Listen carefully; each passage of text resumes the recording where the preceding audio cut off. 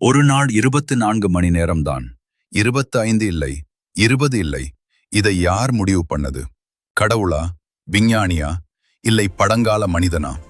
இந்த வீடியோ முடியும் போது நீங்க நேரமை வேற மாதிரி தான் பார்க்க போறீங்க.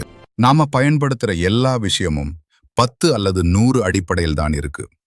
ஆனா நேரம் மட்டும் 1 மணி சமம் 60 நிமிடம், 1 நிமிடம் சமம் 60 வினாடி. ஏன் இப்படி? ஏன் 100 இல்லை? இதுக்கு பின்னாடி 4000 வருட வரலாறு இருக்கு. 4000 வருடங்களுக்கு முன்னாடி இன்றைய ஈராக் பகுதியில பாபிலோனியன்ஸ்னு ஒரு நாகரீகம் இருந்தது. அவங்க 10 பேஸ்ல கணக்கு போடல, 60 பேஸ்ல கணக்கு போட்டாங்க. ஏன் 60? 60 ரொம்ப ஸ்பெஷல் நம்பர். 2, 3, 4, 5, 6, 10, 12, 15, 20, 30 எல்லாத்தாலையும் வகுக்கலாம். அதனால் வானியல் கணக்குக்கு 60 பெர்ஃபெக்ட். அந்த காலத்துல கடிகாரம் இல்ல, கேலண்டர் இல்ல, வானத்தை பார்த்துதான் நேரம் கணக்கிட்டாங்க. இரவில் வானில் நகரும் நட்சத்திர குழுக்களை வைத்து நேரம் பிரிச்சாங்க. வட்டம் சமம் 360 டிகிரி, 6 பெருக்கல் 60, நேரம் சமம் 60 பேஸ். அப்போ 24 மணி நேரம் எங்கிருந்து வந்தது? பழங்கால எகிப்தியர்கள் இரவை 12 பகுதியாக பிரிச்சாங்க.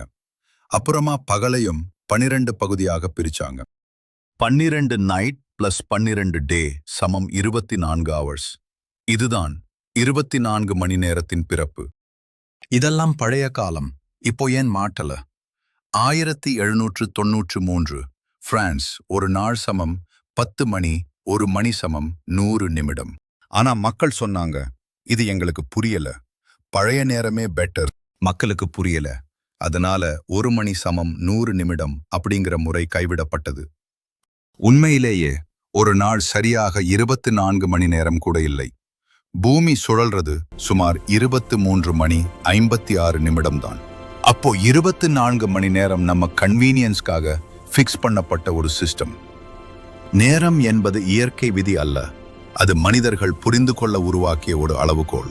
இந்த வீடியோ உங்களுக்கு நேரமை வேற மாதிரி யோசிக்க வைத்திருந்தா லைக் பண்ணுங்க, ஷேர் பண்ணுங்க, சப்ஸ்கிரைப் பண்ணுங்க. இன்னும் இப்படி டெய்லி லைஃப் சயின்ஸ் சீக்ரெட்ஸ் வேணும்னா கமெண்ட் பண்ணுங்க.